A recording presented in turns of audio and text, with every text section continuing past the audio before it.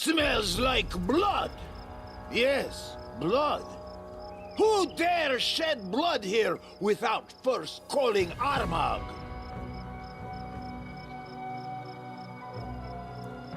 The 6 bears crawled to Armagh on their bellies, begging for his protection. And this is how they repay the Tiger Lord's hospitality? The girl killed the sister. Armagh demands payment in blood. So be it. Armagh and the girl will fight before the eyes of Gorum, like in ancient times. One-on-one. Everyone, gather now. Draw the circle so we may fight. Blood for blood! I knew I could count on you. The battle's about to begin, and I won't lie. Without your reinforcements, this battle would be hard on us. It couldn't be worse. Well, no. Things can always get worse.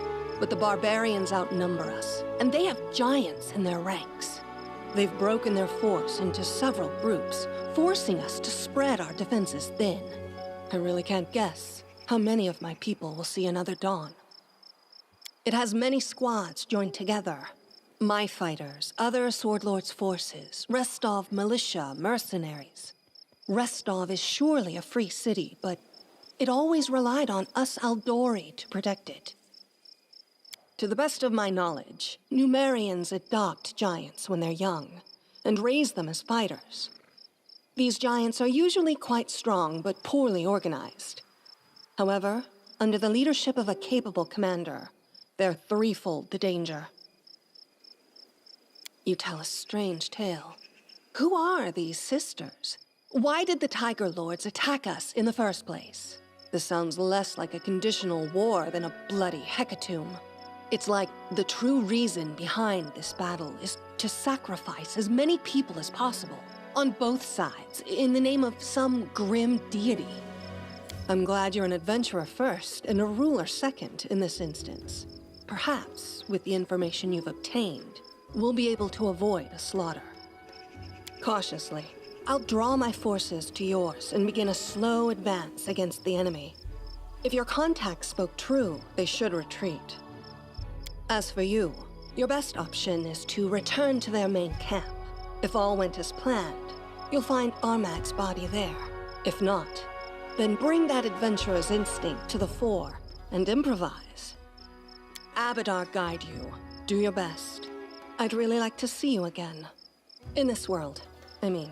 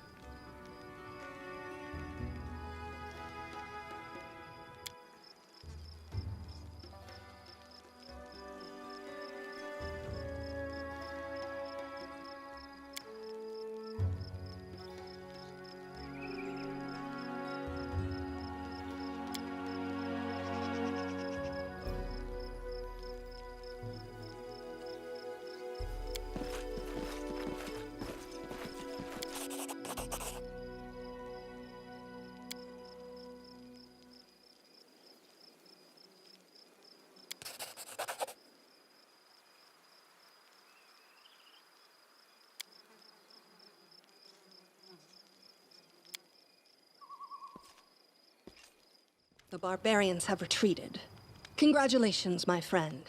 You've managed the best kind of victory. A bloodless one. A brilliant victory, Baron. I've no doubt that the noble house you will found will in time gain great glory, and bards will sing its praises in every tavern. An ally's duty is such a funny thing. One who seemed to be your ally just yesterday may easily refuse to honor such debts tomorrow. And sometimes allies can become enemies due to the tiniest of disagreements. Perhaps for those who consider honor to be an empty word, and confuse real nobility with the length of their family history, some people are willing to bow before any scoundrel, so long as that scoundrel's lineage is long enough. But a person's actions are what show if someone is truly noble. The deeds of the Baron in his lands are already worthy of legend. He has proven he has the virtues necessary to be not just a Baron, but to be a true king. Things just keep becoming more interesting with you. So, near Restov's border, where once only impenetrable woods, monster lairs, and bandit dens were found, a real kingdom is emerging? I confess you have surprised me. Well, I won't object. It will be entertaining to see how that turns out. I haven't the slightest doubt that this man will become one of the best kings the River Kingdoms have ever known.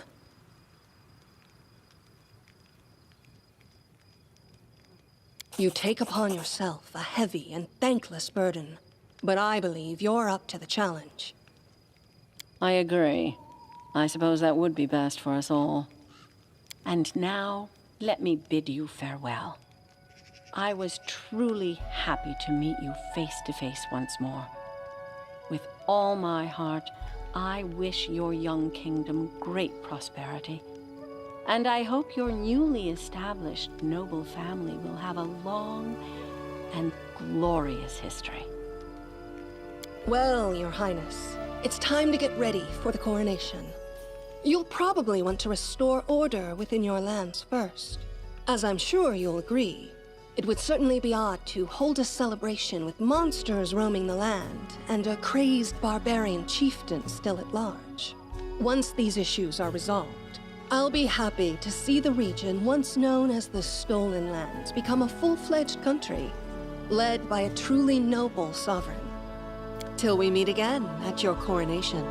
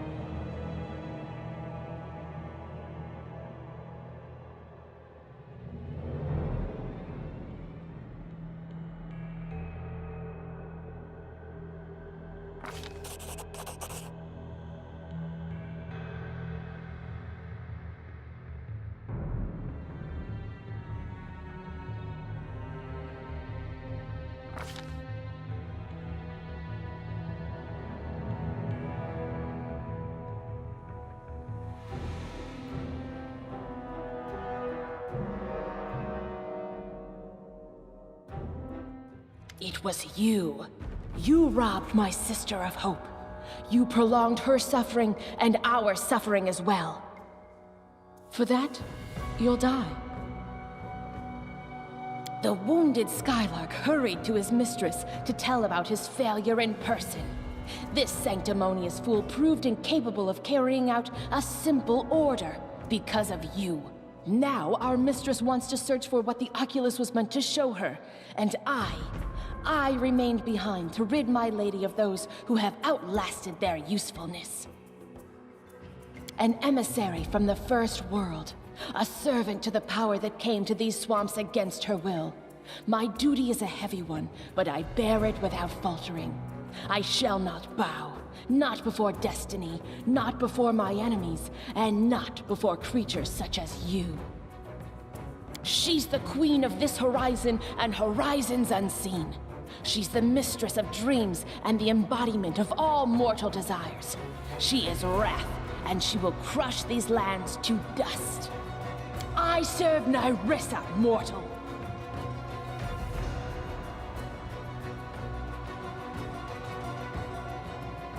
I won't do that. Besides, why would you need someone who lied to you every step of the way, concealing his true goals and his true self?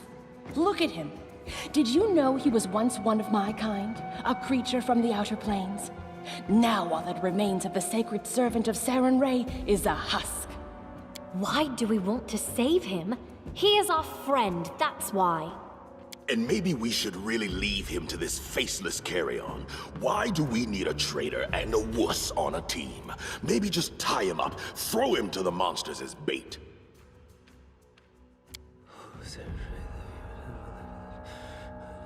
Save your breath. This Skylark has broken his wings, and now he's useless. I'll rid myself of him after I finished with you. She left. Where and why is not your concern. I remained only to remove any trace of her and her servants left behind. You see, these lands were our home long before you appeared. These walls witnessed another mortal who, like you, serves Narissa's goals now. We taught him. We showed him the way. We told him what to believe and whom to serve. My elder sister, Nyrissa. She is the mistress of half-truths, exploiting hopes and weaknesses of others with her words. All it took to control Armagh was some books and legends about his great destiny. All it took to control Tristan was deceiving him into thinking it was Nyrissa who deprived him of his holy gift. She who cursed him with a mortal body. Lies. So that was all lies? And all it took to control you, upstart Baron, was a lure. The promise of your own lands to rule. And you bought it. All of you. Enough. You are a thing of the past, and I must rid this place of you, and Tristian. Get ready for oblivion! Let me tell you something, before you decide my fate. Nyrissa is gone. She cannot keep me silent any longer. I'm tired of lies and deception. Our meeting wasn't a coincidence. It was Nyrissa who sent me to the Temple of the Elk. She conjured that fog, and sent Jod a version of the place. Since then, I've been watching you, waiting for a time to act. For Nyrissa. But that's not all. I helped her create and plant the unwilting flower that almost destroyed your barony. As you can see, everything that happened in Mordecai's tomb was but one of my many crimes. That is all. Deal with me however you think best. I am a Deva. Once a sacred servant and messenger of Sarenrae herself. Once it was my calling to heed mortals' prayers and to deliver them to other servants of the goddess. That was before I fell into a trap set by Nyrissa. She took from me my powers and severed my bond with my goddess. At least, that's what I had thought. Nyrissa threatened that if I didn't serve her, she'd never return my wings and I'd never speak to Sarenrae again. She made me... I'm lying to you again. If it wasn't for my cowardice, Nerissa would never have broken me to her will. But I was afraid to remain mortal. Poor you. It must have been so hard. It's worse than slavery. A slave, if he has at least some bravery, will make every effort to escape. And this one, a witch wagged a finger at him and he went in and did what she said, and betrayed his friends too. Ugh. And I was very wrong about you, Tristian. I just can't decide whether I should begin to respect you as a mighty creature from other spheres, or despise you thrice as hard because you managed to lose even this divine power of yours. A nymph. One of the most beautiful of all creatures. Most wicked of all monsters. But who she is, what she wants, I do not know. I ran across her while traveling through the negative energy plane. A strange wound, like something had pierced time and space. In my pride, confident in my powers, I followed its path to this world. She dealt with me in a heartbeat. Before I could flee, she had entrapped me, filling my mind with horrible nightmares. And when I awoke, I was mortal. I had no choice at all. Nerissa discovered an ancient power awakening beneath the tours of Lebanese. She knew of Mordecai, and she also knew of the Oculus. What she did not know is the location of his tomb. The defaced sisters and the Numerian barbarians serving them were dispatched to search for the tomb's entrance. But you found it first, and you would have acquired the Oculus if it were not for me. I don't know. After I failed her, after I failed to destroy you, she became angry with me. The only way to regain her favor was to find the Oculus of Abaddon and bring it to her. I don't know why she wants it, only that she will destroy anything in her path to possess it, including you. I beg you, be careful. She never forgets any who dare challenge her.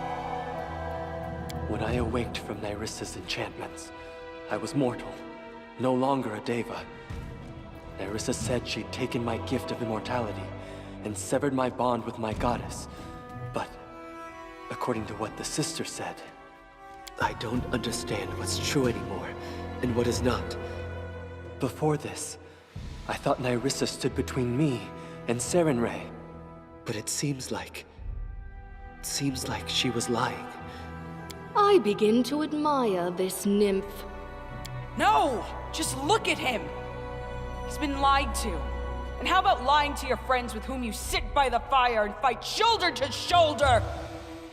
I haven't seen such nastiness in a long time, and he pretended to be this goody-goody!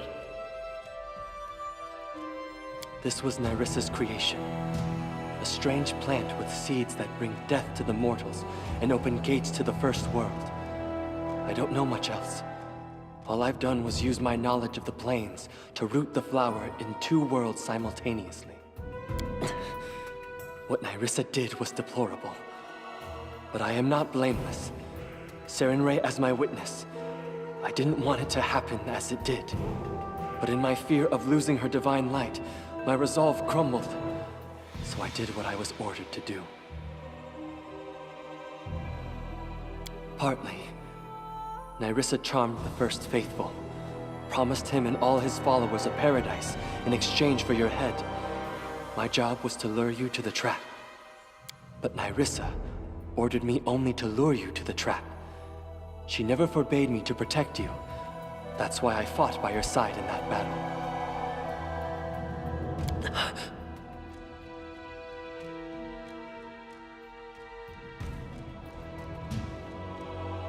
Thank you. I'll leave you and head for the city. A walk will help me to figure out how I can make amends for everything.